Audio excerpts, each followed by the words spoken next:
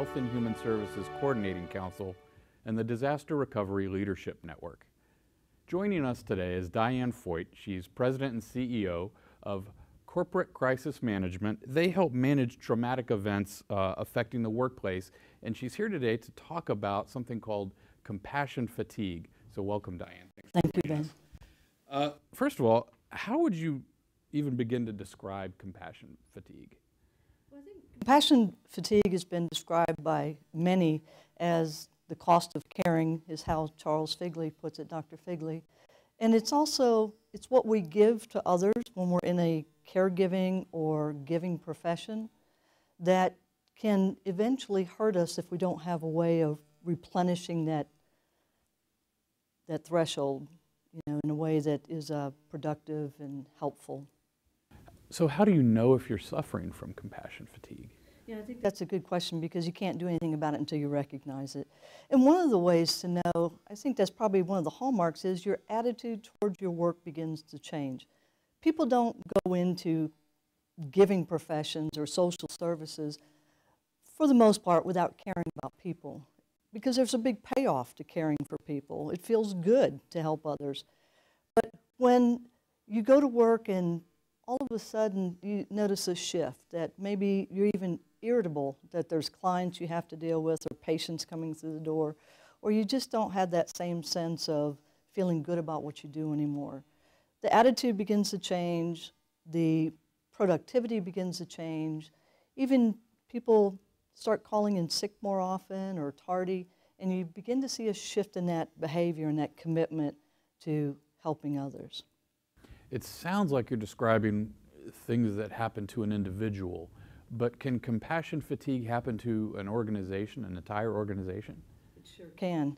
It can become very insidious within an organization, where it may begin with just a few individuals that are being overworked or unappreciated, or they're just giving too much, and then soon spread throughout an organization.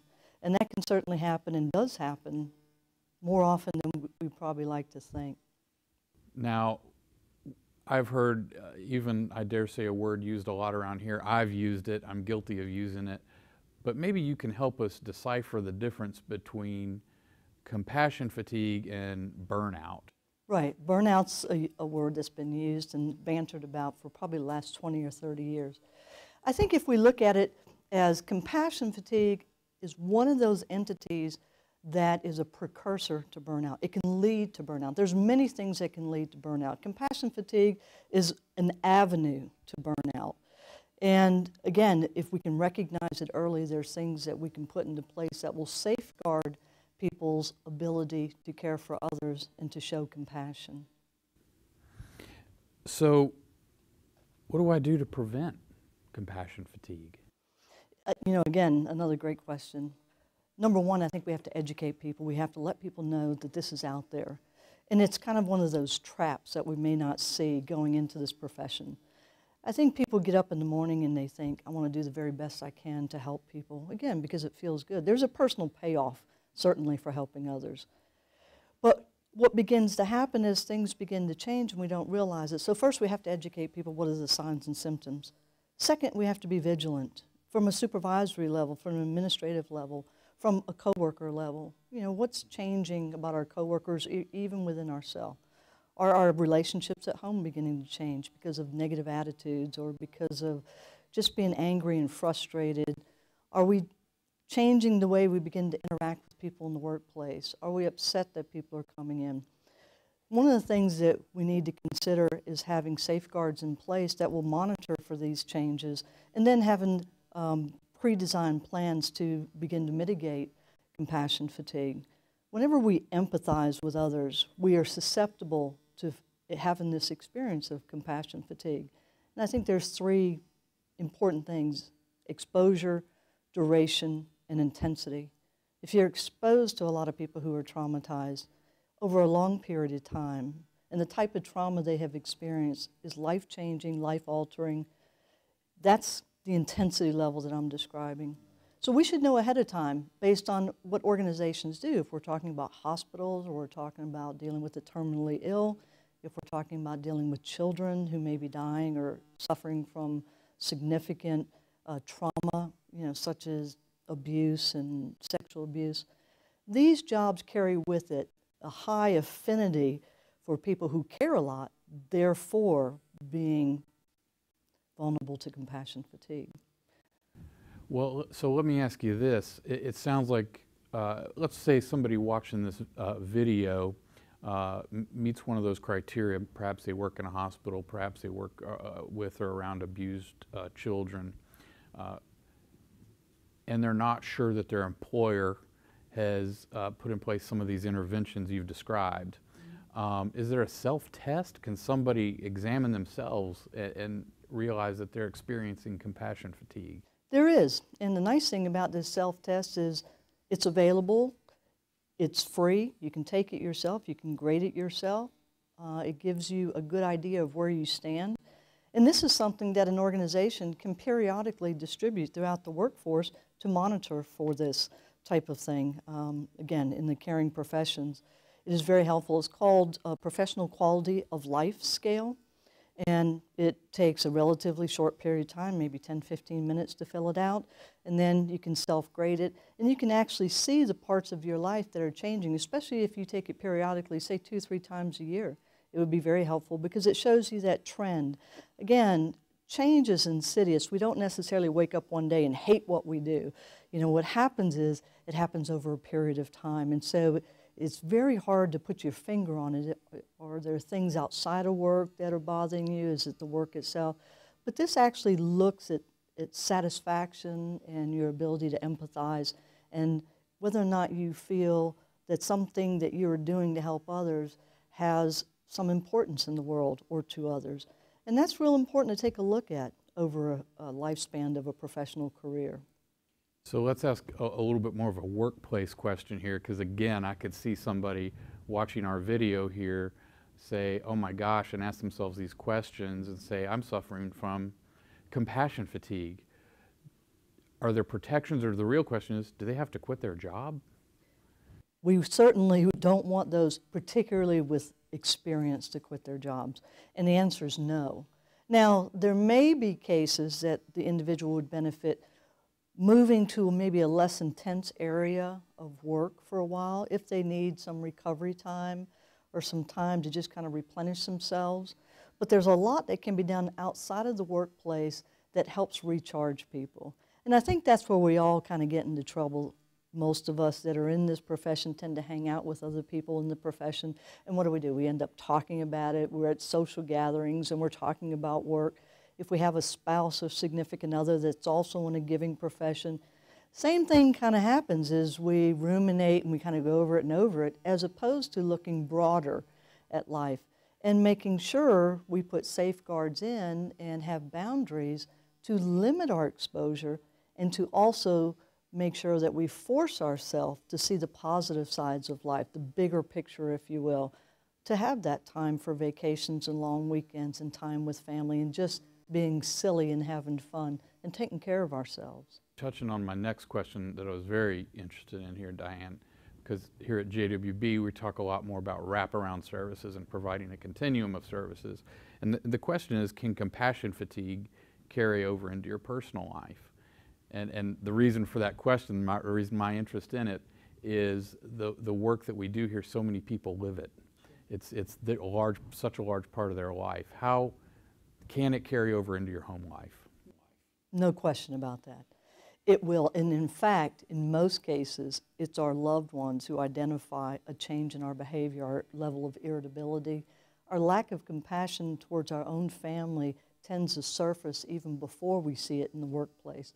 And they're the ones who remind us of it. They say, hey, you helped take care of all these people, yet I'm not feeling good today, and you seem to really completely ignore that.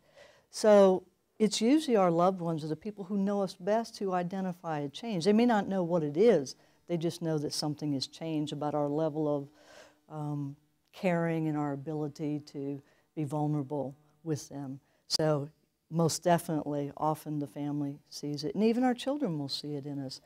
You know, they may fall down and cry and need to be picked up and hugged and given a smiley face bandage on their cut or their abrasion on their knee, and instead we're going, hey, suck it up. You should see the type of people I dealt with today is so much worse than this. You should be tough. And so we kind of almost inflict what we experience in our work life onto those that we love, as well as sometimes the people we're responsible to take care of.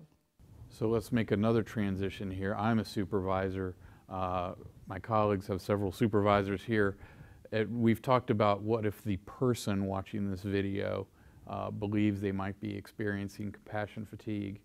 How does a supervisor recognize that, and what should a supervisor do if they suspect that one of their employees is suffering from compassion fatigue?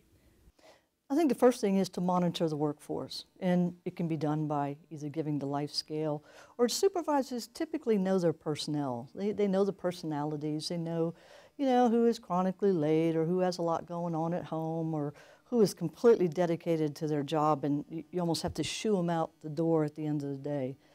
And so monitoring is number one. The second thing is, once identified, is to act upon it, not just disregard it. We have this tendency of saying, be strong, suck it up, this job isn't for wimps, only the tough people survive.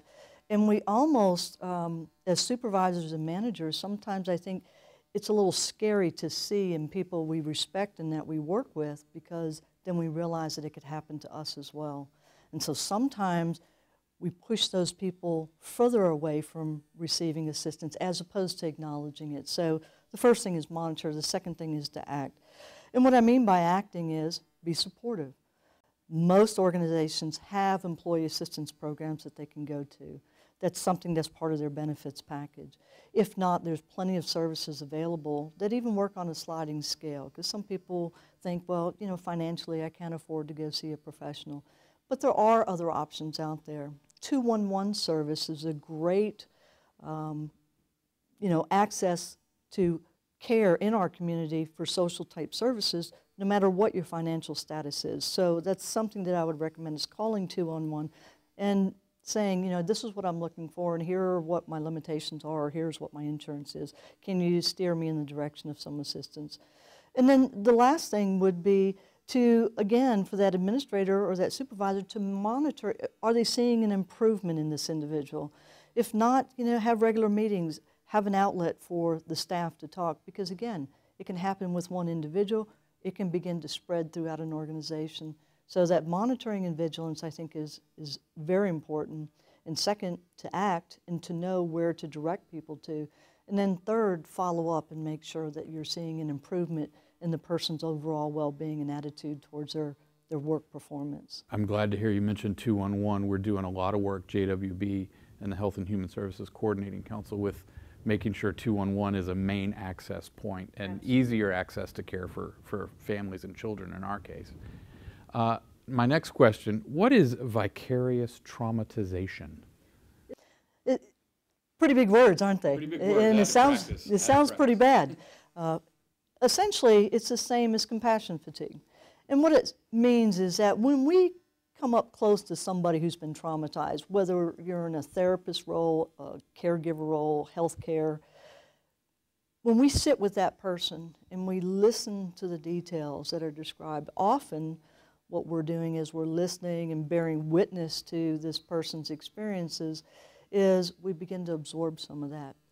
And no, we weren't there when the traumatic incident happened, but sometimes listening to graphic details and imagining what that person experienced may make us vulnerable to feeling some of that pain and to have some of the reactions that the primary victim themselves is having. So vicarious trauma is, I call it the circle or the area of trauma. When we come close to those severely traumatized, we have the potential of soaking some of that into ourselves. And if what you do on a daily basis is be around people over and over and over again, and for many in the healthcare profession, they have more than one job with other types of victims, whether it be physical injury or emotional, they become saturated. And that's vicarious trauma. You begin to exhibit the same symptoms as the people you're trying to help. You mentioned at the outset there a number of sort of broad-ranging definitions of caregivers. Are all caregivers susceptible to vicarious traumatization? I would even go further than that. I would say all human beings are susceptible.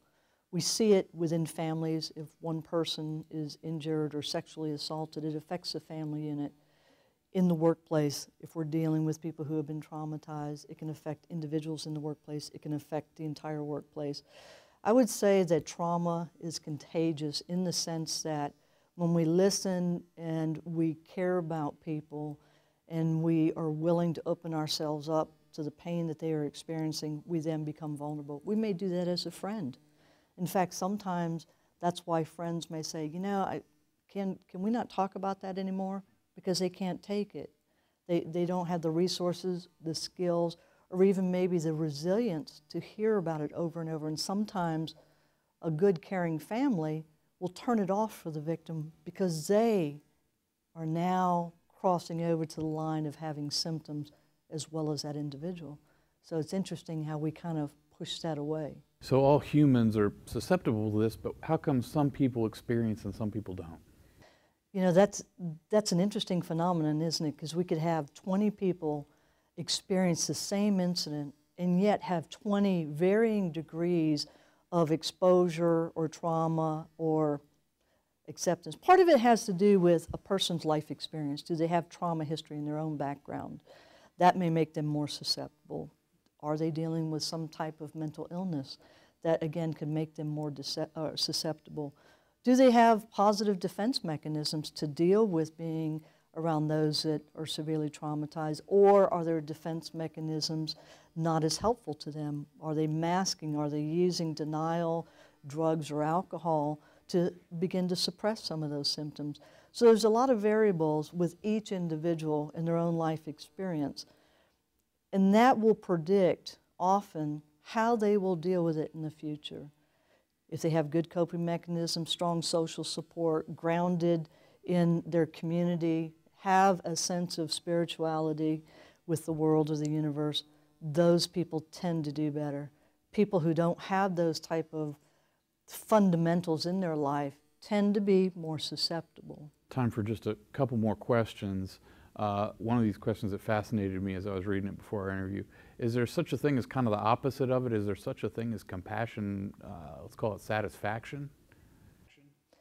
I think that's why people go into these professions, because in the beginning you have these ideas and these goals and idealism, if you will, for making the world a better place, for helping individuals, making their life better. And I think most people who go into the helping profession, that's the intrinsic motivation, is that they want to do something meaningful, they want to help people, and like I mentioned earlier, it feels good to do so. And I say that most people start out from that framework, and then over time, it may either increase, they may feel really good about what they're doing, or they may feel that the situation is so overwhelming that they're no longer making a difference, and that's self-efficacy. And that's also an important predictor as to whether or not people become susceptible to compassion fatigue. I'm a professional, we work with professionals. Is there anything we can do to kind of inoculate ourselves against compassion fatigue? I would suggest strongly that yes, there is. There's things that we can do. And I would actually break it into 4 categories. One would be social. It is real important that people who are in the profession of giving have a way of receiving. And that has a lot to do with being with other people in positive social settings and engagements. Things that allow reciprocation of happiness and fun and laughter. And there's many different types of opportunities to do so, but we have to remember not to work too hard. We've got to take the time to, you know, whether it's join a bowling league or join a congregation or a choir or dancing lessons, whatever that is, that brings joy and fun and excitement into our lives. So I'd say social's number 1. The second is physical, and there's 3 components to that. Our physical health will be affected by compassion fatigue, our immune system. So one of the things is under physical is exercise. It is real important that we get out there and kind of burn off some of these things that we absorb during the day. The second is nutrition. Real important that we feed our bodies what it needs. It needs high octane to deal with really tough stuff. And so if we put that into our system physically, we're going to have a lot more to give and be more resilient. And then the third, which has become more and more important, is rest. And the problem is, once we get forms of compassion fatigue, one of the things that is disturbed is our ability to sleep well or through the night. So rest is real important, 6 to 7 hours a night. And a lot of people feel that, oh, there's no way I could do it. Well, we need to do it because we need those experienced providers to stay in the profession and take care of themselves. The next component, I would say, is our emotional life. If our emotional life at work and at home is stable and, again, enjoyable with family, friends, if it's more even-keeled as opposed to the roller coaster ride, we have more reserves. We are more resilient, we have an ability to bounce back quicker, and so we just tend to do a lot better if our emotional life is satisfactory. And then the last domain would be spiritual. Not in necessarily the religious sense, but in the sense of believing in things bigger than what we are. That we're not the begin-all and end-all to other people's well-being. That there's a whole universe out there, and there's things that are taking place. So a belief system in something bigger than what we are. Because then that helps level out, and it puts it into perspective, our real level of responsibility for helping is we can't be everything to all people. And there is a much bigger world other than us that does take care of people and that does resolve problems and issues and concerns. And so we have to have some faith in that universe and in our system of belief for people.